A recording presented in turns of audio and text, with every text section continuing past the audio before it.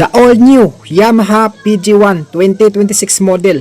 Ano nga ba ang binago ni Yamaha dito sa motor na to? Bago tayo magpatuloy, i-hit mo muna ang subscribe button at i-click ang bell icon para lagi kang updated once na mag-upload tayo ng bagong video. Ito yung bagong dating na Yamaha PG1 na 2026 model mga idol. Pero bago natin ikutan ang motor na to, alamin muna natin ang kanyang engine specification. Meron itong kabuang displacement ng umabot ng 114cc, naka 4-stroke, naka 2 valves, naka air-cooled system, naka single overhead cam at naka single cylinder. Meron itong 4-speed manual gearbox at may max power output na 6.6 kW at 7,000 RPM. At meron itong maximum torque na 9.5 Nm at 5,500 RPM. Meron itong compression ratio 9.3:1. Pagdating sa kanyang seat height, meron lamang itong 795mm at ground clearance na 190mm, kaya swak na swak ito kahit may kaliitan ka na tao. Sa kabuang looks nitong bagong Yamaha PG1 ay masasabi nating modern, classic scrambler, brusco at pugi talaga ito sa personal.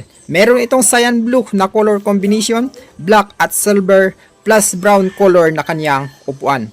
Itong Yamaha PG1 ay matipid pagdating sa gas consumption kasi parehas lang ito ng engine sa Yamaha Sight. Pagdating sa kanyang headlight, meron itong halogen bulb pati sa kanyang signal lights at sa harap at saka sa likod.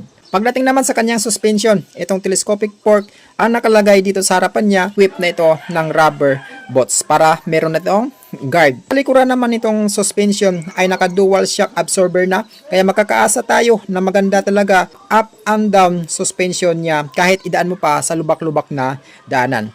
Pagdating naman sa kanyang fender, mayroon itong plastic at nakasayan blue yung kanyang color combination. Sa braking system naman ito ay naka-disc brake sa harapan at sa likurang bahagi niya naman ay naka-drum brake. So kahit drum brake yung braking system niya sa likuran is makakaasa tayo na goods or kapit na kapit ang kanyang braking system kung magaling ka lang sa adjustan. Well, pagdating naman sa kanyang gulong nito sa harapan at sa likod ay naka-spiky na goods na kahit idaan mo ito sa mga rough road or sa mga lubak-lubak na daan. Naka-spokes pa lang ito, kaya matik na naka-tube type ang gulong na to. Nilong ride nyo ito, so makakaasa kayo na mabilis ito mapaplat.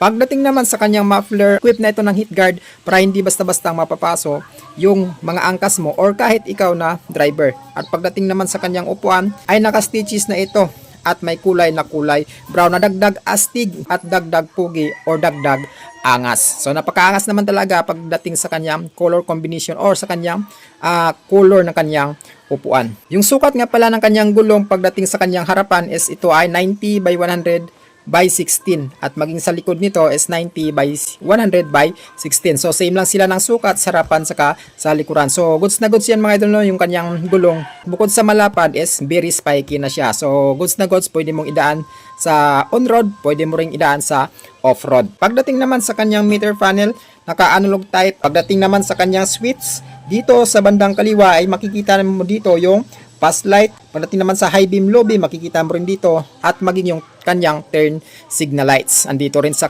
bandang kaliwa.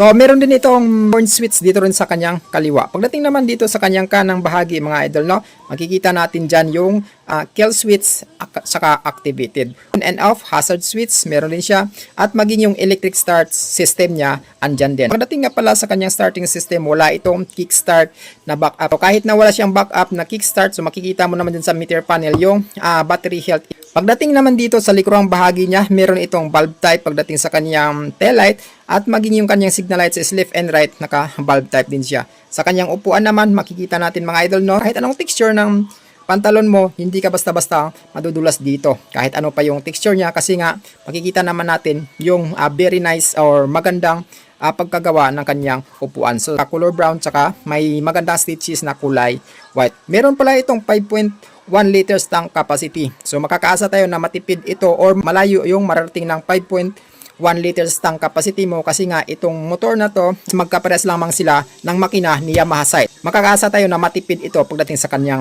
gas consumption. Pagdating naman sa kanyang presyo, meron itong 82,900 pesos sa kanyang SRP. Pagdating naman sa kanyang down payment is magda-down ka lang ng 8,000 pesos. At pagdating naman sa kanyang monthly installment sa loob ng 3 years is 3,800 pesos. Meron itong rebates na 200 pesos. Basta updated ka, magbayad. So kung interesado kayo dito mga idol no, sa motor na to, itong si Yamaha PG1, visit lang kayo sa pinakamalapit na Yamaha motorcycle dealer sa inyong lugar.